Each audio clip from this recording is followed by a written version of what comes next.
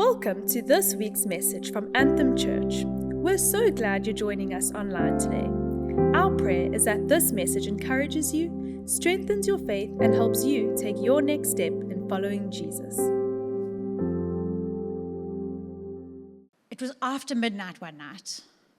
Richard and I were asleep when the sound of what I thought was a creaking window opening woke me up. And I opened my eyes because you can hear better with your eyes open. And I listened, but for 2 or 3 minutes it was quiet. And so I relaxed again and then heard the same sound, but from the other side of the house. So we have our bedroom and then 2 empty bedrooms. Jed's bedroom where it started, empty because he was out at a matric dance, and now Kiara's bedroom, empty because she was at university. And the rest of our kids are on the other side of the lounge. And so we're listening to hear if somebody is breaking into our house. And as I'm listening now more carefully, I hear a crash. And then, what I'm pretty sure are footprints, barefoot footprints. And so I can hear now Richard has stopped breathing, and I've stopped breathing as we're listening. And so I say to him almost inaudibly, "They're in the house. I can hear the footprints. They're in the house. I can hear the footprints." And he nods, he knows. So we get out of bed really quietly and get dressed. And he picks up the closest thing to a bat that he can find. And he's standing at the door to our bedroom, which is closed. And we hear the footprints stop. And we're pretty sure that our perception of what's going on is that there is somebody on the other side of the door that may or may not have heard us that is standing still. And we wait. There's no point in going out and confronting someone for no good reason. Our kids are on the other side of the house and we can't hear anything there yet. So if this person is going to stay here, we're okay. We're going to stay in our bedroom. We listen, then the footprints start again. There's definitely somebody walking through the house. And then it goes. Now, we don't know, have they walked down the passage to where our kids are now on the other side of the house? Have they left? And so it's time for us to open the bedroom door. And we open the bedroom door and look, and our burglar bars are broken. There's dirty, sandy footprints on the floor. We walk down the passage to the kids. We don't know, has somebody run down the passage hearing us open the door? Maybe, what better hiding place to get that into the bed with one of the children? We're walking and we're looking with torches and we phone security and Marshall comes out and they're now searching the property with us for an hour before there's nothing to be found and we have to go back to bed. The next morning, our son Jed says, "You guys sleep so deeply. I broke into the house to look for to get a spare pair of shoes for the after party for the matric dance, and you guys didn't hear a thing." Now, you listening to that story may be empathetic or sympathetic and have had a little bit of a racing heart with us, a little bit of tension. While we were standing in that moment, we did not know what would happen. We did not know how it would end. But as I'm telling you the story, you have a good idea that it's not going to be terrible because I'm here telling the story. Richard's sitting here and we haven't reported any missing children. And so you have a better position to listen to that story without your emotions being out of control. Friends, we're living in a story where we don't know scene by scene how it's going to go, how it's going to play out. But we are living in a story where we know how it ends. Are you living in a story where the way you're living in it, you have no idea whether it's going to work out, or are you living in it as if you know how it ends? You see, when we watch a movie, a scary movie for the first time, our hearts are racing, the hero might die, this music is building up tension, we're gripping the armrests, our hearts are racing faster and faster. But when we watch the movie a second time, it's exciting, but it's not unbearably exciting. We know how it's going to end. And maybe even when the tension is building in that scene and the hero has got to get themselves out of it, you may even be smiling in that moment, anticipating the hopeful rescue that is about to take place. You see, the scene has not changed, but your experience of it has changed because you know how it ends. Many Christians are living their lives as if they've never heard the ending of the story. We're in a series in the book of Daniel, and if ever there was someone living in a nightmare drama, it was Daniel. Daniel, as a young man, his city was overtaken by a cruel and ruthless empire called Babylon. He had been taken captive, isolated from his family, and not only that, because of his high birth and education, he was taken into the lion's den, so to speak, before Daniel actually went into the lion's den, in that he was taken into King Nebuchadnezzar of Babylon's palace, and in that environment they were attempting to indoctrinate those young men so that they could serve the enemy kingdom. Daniel was under pressure. He had the pressure to conform to the ways of Babylon as he was being taught it. He had the pressure that he was fearing for his life and for a very gruesome death if that was how it ended up. He was separated, isolated from his family, his temple, his way of worship. And he had the pressure that the other Hebrews with him, many of them were conforming. And so as a fellow Hebrew, he was standing out more and more, which put him more and more in danger. But Daniel's worldview set him apart in the way that he experienced the situation and the scenarios that he was in. You see, Daniel asked some very interesting questions. Right from the beginning of Daniel, you can see that Daniel is asking, who is actually in control? What is God doing here in this situation? This is how Daniel records his captivity in the first couple of weeks of his captivity. Daniel 1, verse 1 and 2. During the third year of King Jehoiakim's reign in Judah, so that's where he was in Jerusalem, that was his king, King Nebuchadnezzar of Babylon came to Jerusalem and besieged it. The Lord gave him victory over our king and permitted him to take some of the sacred objects from the temple of God.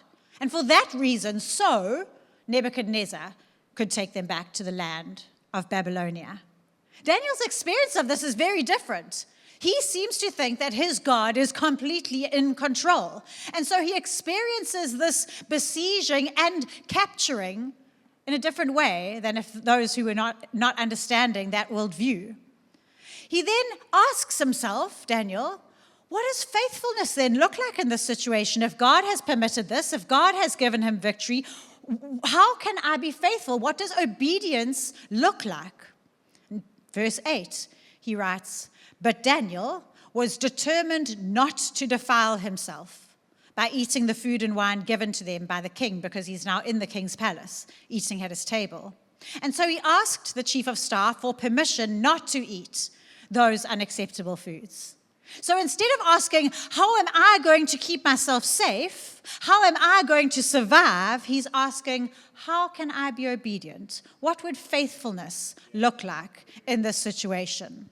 You see, because God was ultimately in control and Daniel's worldview confirmed that, Daniel knew that God would supply the means for him to be faithful and obedient. It would not be impossible for him to be faithful and obedient because God was in control.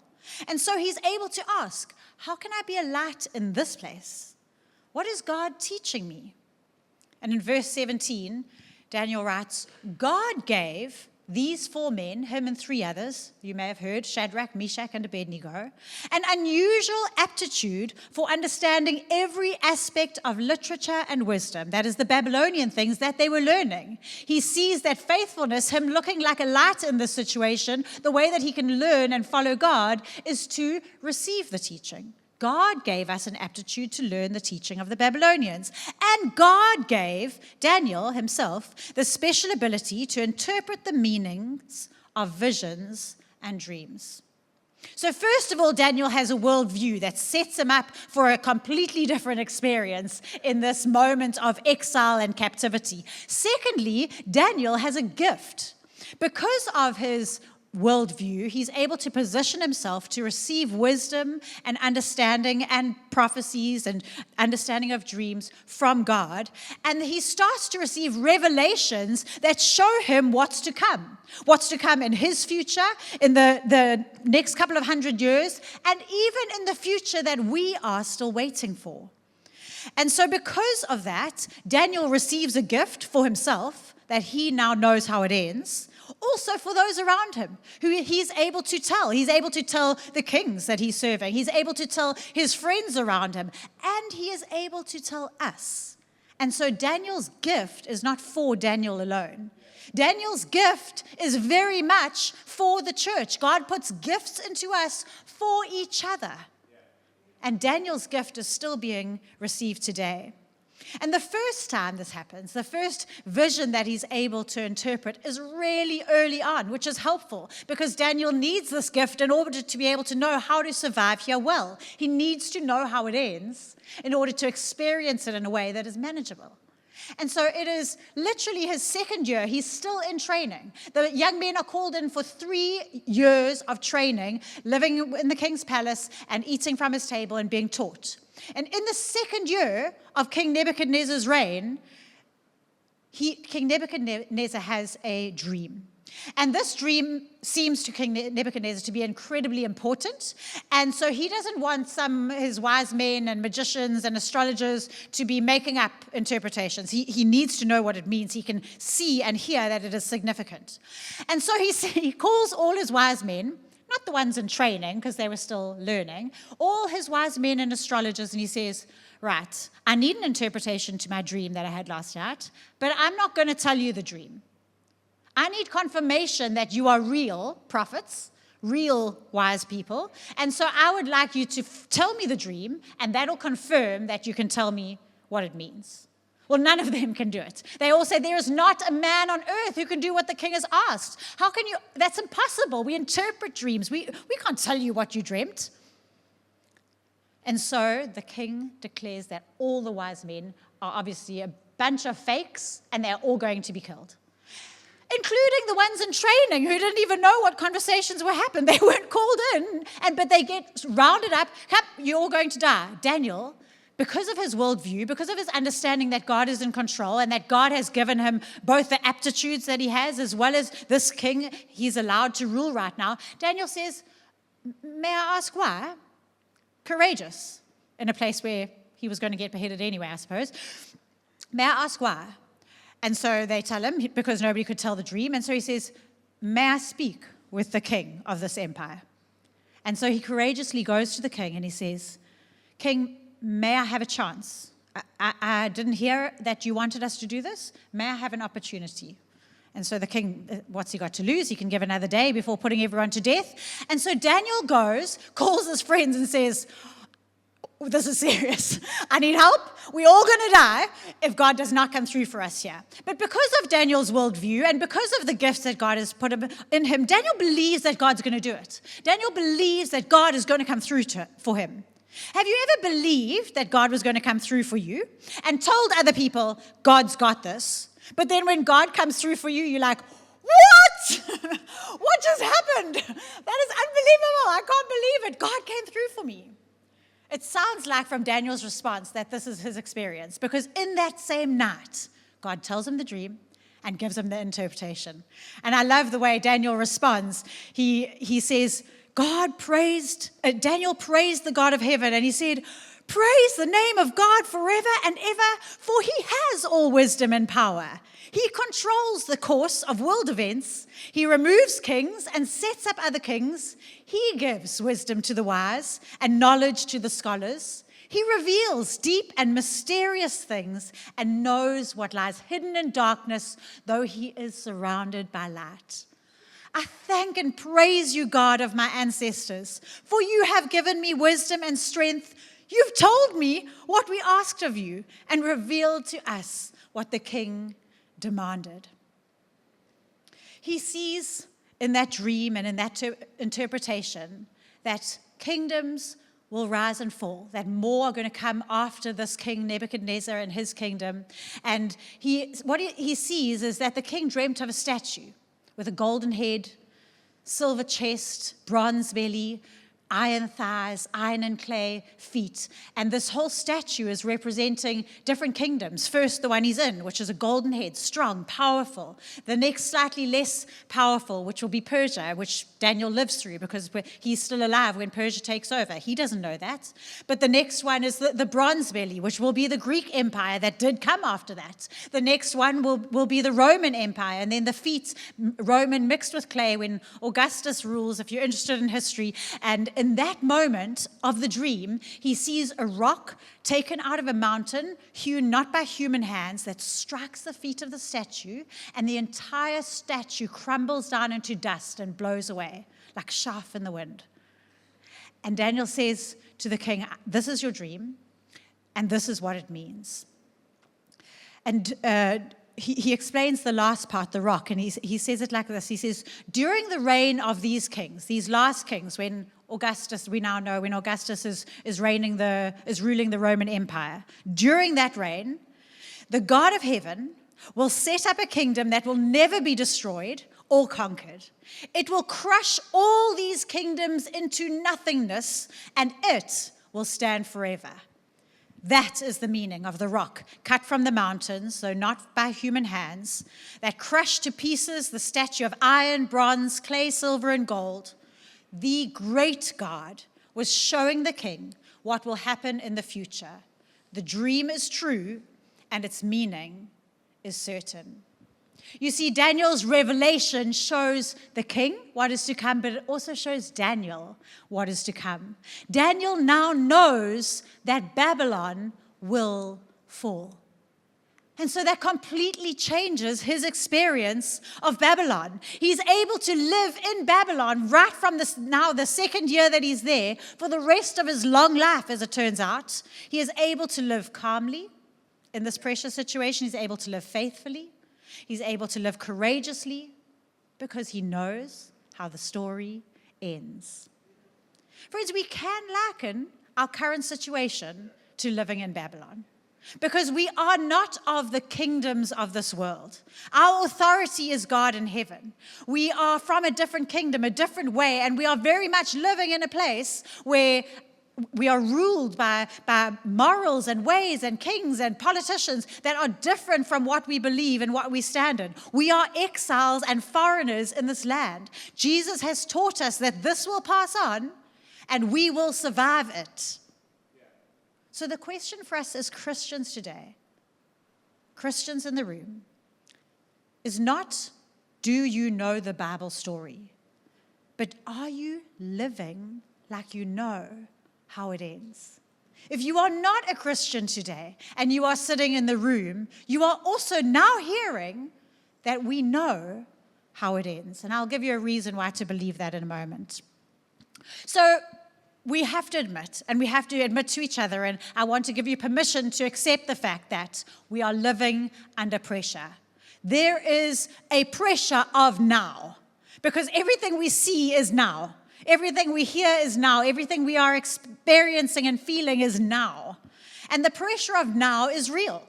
We're living under cultural pressure right now, where we are under pressure to accept the liberal agenda and everything that's going on there. That cultural pressure calls us to accept materialism. Do I have the same car, the same shoes, the same watch, the same schools that I can afford, the same whatever? We're living under a material pressure in this culture. We're living under the pressure to perform, to do well, to succeed in whatever the measurement of success is that the world says it is. We have been given by the world measures of what it looks like to be beautiful, what it looks like to count, what it looks like to matter, are the pressures of the culture around us, which brings moral confusion. We're under pressure at work. We have deliverables that we have to come. There's deadlines. They come and go, and we can't avoid them. The calendar just keeps clicking over, and we have to deliver. We idolize productivity in this time. This world, this Babylon that we're living in, idolizes productivity. There may be a decision to decide what career path must must I take? What is the next thing that I must do? What about the people that are counting on you financially? We can feel the pressure. There's social pressure to keep up with everybody on digital media, keep up with people that you haven't seen for 20 years, that you need to. There's social pressure of what are you going to show them? Well, how can you keep up with them? There's social pressure to go to parties on a Sunday, to attend functions that are put on a Sunday, which is a day of worship, which is no longer respected in the culture that we live in, to go to sporting events and to participate in races on a Sunday. We are under political pressure with the instability of crime. Am I making you feel bad? With the instability of crime and inflation and war that is going on. There is the fear of exclusion, the financial pressure, relationship pressure with those around us. I acknowledge the pressure of now. In the pressure of now, are we living by faith or by fear? Because fear focuses on today's pressures, whereas faith focuses on the fact that we know how it ends. Daniel's ability to live in an incredibly pressured environment in Babylon, where he was a slave, an exile, a captive, a servant of a foreign king, and had fear for his life every day of his life, he was able to have faith because it was rooted in revelation. Daniel was a man who loved the scriptures. He continued to study the scriptures, even as he had studied the Babylonian things. He didn't let go of the scriptures that God had given him. And as the years went past, Daniel had many visions and many revelations that gave him courage, and I want to be able to give you courage today.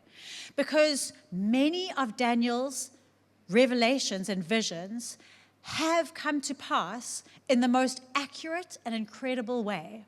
So at one stage, Daniel this is now many years after the statue vision, and he's studying the scriptures, and he's reading Jeremiah, another prophet, and he's saying, but God, we're in captivity, but I see in Jeremiah you set an end date, and it's coming soon. And so he starts to pray into what he has read in the scriptures. And he prays into that revelation, and he says, God, please, I beg you, would you do it? Would you do this? Would you bring us back into the country that we know? And as he's praying into that, he receives another revelation, actually an angel who's able to tell him what is going on here. And that revelation says, Daniel, it'll be exactly this amount of time. And he gives him to the year, 490 years. He says 70 times 7. In 490 years, the anointed one will come. And he'll come in troubled times. 490 years after this revelation, Jesus was born. You wonder why the wise men came from the east, from Persia, to see Jesus on the day he was born. Those were wise men of the order of Daniel, who was serving as a wise man in Persia. And so Daniel gets this revelation. In 490 years, the anointed one will come, and the anointed one will be killed, and he will have nothing. And from that day, there will not be an end of wars so up until now, we've got a vision, we've got revelation that has come to pass. We've seen it. It's in the history books. And so then what he carries on, we can listen. In the same way the king said, confirm to me that you're not giving me a false interpretation, but also giving me something that I know. See, Daniel's able to do that for us today. We can read it and say, I know this came to pass. And so what else did he say? Well, the vision carried on, and he saw beasts representing different powers and countries and nations rising and falling and fighting one another, and the chaos of that. And he explains in quite good detail a lot of what has been going on in the last little while, and comes to the moment where he sees the day of judgment, which is still ahead of us in our calendar. And in this moment, I want to read it to you because it is quite a revelation that is still to come. Daniel 7, verse 9. I watched as thrones were put in place, and the Ancient of Days sat down to judge the earth. His clothing was as white as snow, his hair like purest wool. He sat on a fiery throne with wheels of blazing fire, and a river of fire was pouring out, flowing from his presence. Millions of angels ministered to him. Many millions stood to attend him. And then the court began its session, and the books were opened. And Daniel sees as this Ancient of Days, this God that was before time, judges the different beasts, the different world powers, and some of them end up being disempowered and killed immediately. Others of them have their power taken away, but allowed to rule in certain ways for a set period of time. And then, in verse 13, Daniel writes, "As my vision continued that night, I saw someone like a son of man coming with the clouds of heaven." This Son of Man, this human, is the title that Jesus, the Anointed One, gave himself when he came to earth. And he said, "I am the Son of Man," the human, the Anointed One that you were waiting for 490 years. And this Son of Man, this human, was able to approach the Ancient One and was led into his presence. And he was given authority, honor, and sovereignty over all the nations of the world. This is in our future, friends. So that people of every race and nation and language would obey him. His rule is eternal. It will never end. His kingdom will never be destroyed. And Daniel sits in the confidence and the courage of knowing the end. And his gift to you is that you get to know it too. If Babylon is temporary, you can live differently in Babylon, because courage is quiet when you know who wins. Exiles who know they're going home live differently. This is what the gift that Daniel has given us, is that we get to live like we're going to be in our home kingdom once again. You see, if you're in exile, but you are going to remain there forever, you need to assimilate. You need to survive in this new world that you're a part of. But if you are going home, there are things that you preserve, things that you treasure, that are precious to you, that you hold on to, because you know that the kingdom you're in is going to fall, and the one that you're a part of is going to come and rule where you live. And part of the things that you do is you hold on to your inheritance there. You hold on to title deeds of land and things that you own in the place that will rule once again. You don't forget your language. You don't forget your customs and the ways of your land. You preserve what really matters. When someone is a guest in your home, they live differently than when you marry them and you come into your home and you have to now adapt and give up your ways. If you know you're going back, you don't have to change your ways. You don't have to adapt to the person that you're living with, because you will not be there forever. You see, Daniel didn't have to adapt, even though he was under jurisdiction, because he knew Babylon was not the final chapter. He didn't have to assimilate into Babylon culture, because Babylon was not the end of the story. He was able to refuse the food. I don't want to eat at the king's table, thank you. He was able to refuse to bow down to idols, as were Shadrach, Meshach, and Abednego, which landed them being thrown into a furnace, which the Son of Man went into and rescued them from. And Daniel was able to refuse to stop praying when another king came in, King Darius of Persia, the silver-chested empire, came in and started ruling, and a decree was issued that said that nobody was able to pray to anyone but King Darius for a week. What did Daniel do? He was continued to be consistent and pray. Daniel was able to do this not because of recklessness. It wasn't rebellion. It wasn't ego. It was by revelation that he was able to faithfully continue, because he knew where history was heading. How are you building your life? What are you investing into? What are you using to protect yourself, to create an identity for yourself? Does it show that you are citizens of this earth or of a different kingdom? Where is your heart's home?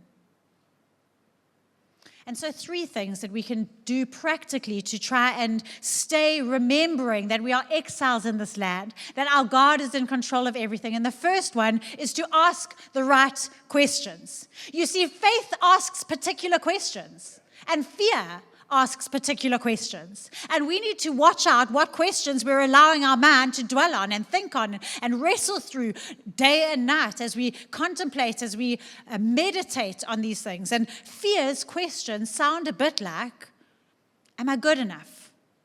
Will I belong?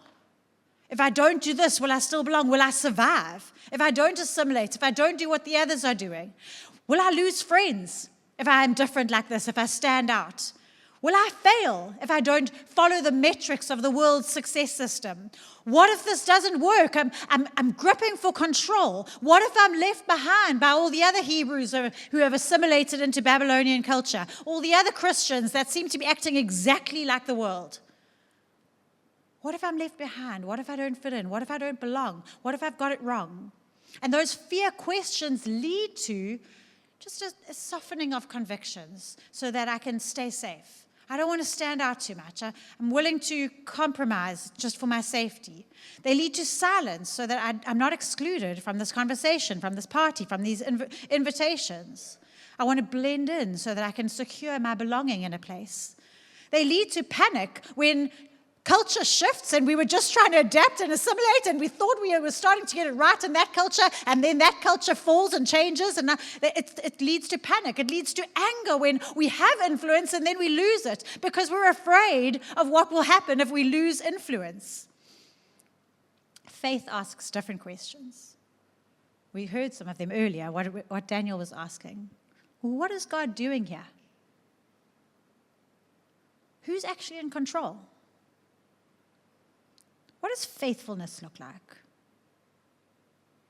What does obedience look like? How can I be a light in this situation? If God is in control, how can I work with him? What is he calling me to do? What is he teaching me? Where's the story going? Curious, safe, calm, secure. Am I doing what I can to work within the story that God is working out? You see, these faith questions position ourselves in the same way that Daniel's worldview positioned him, ready for revelation. Because they position us in the place of asking, where is God right now?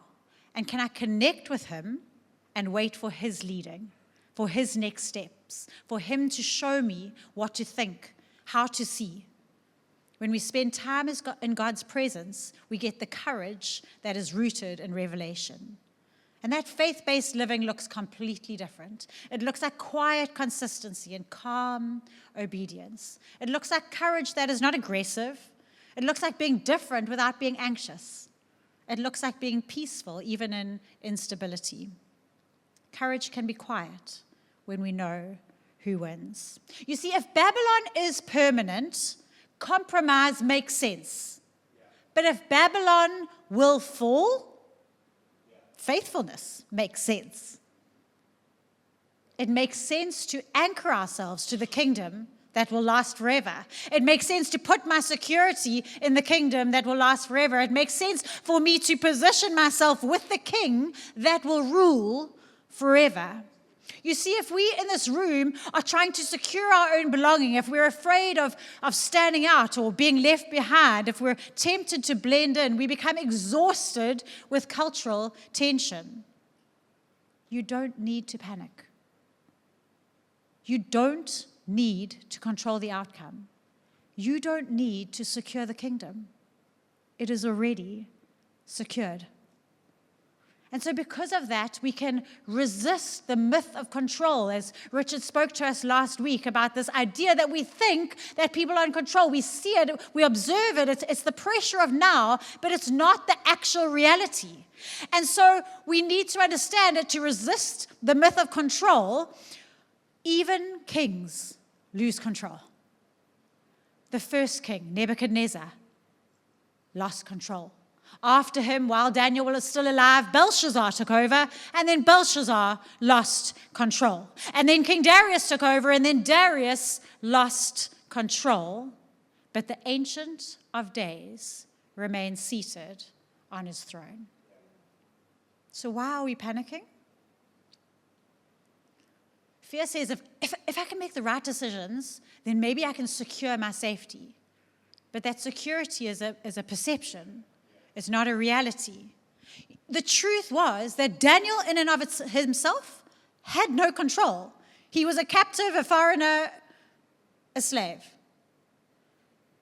Friends, the reality is in and of yourself, you may be holding on really tight, you may be white-knuckling it, you may be trying your very best, but you don't have control. You see, Daniel was under the control of Babylon. Babylon had control. Kings had control. The law had control. But Daniel had the one who controls kings. That is where our security lies. And then thirdly, we can keep being consistently faithful.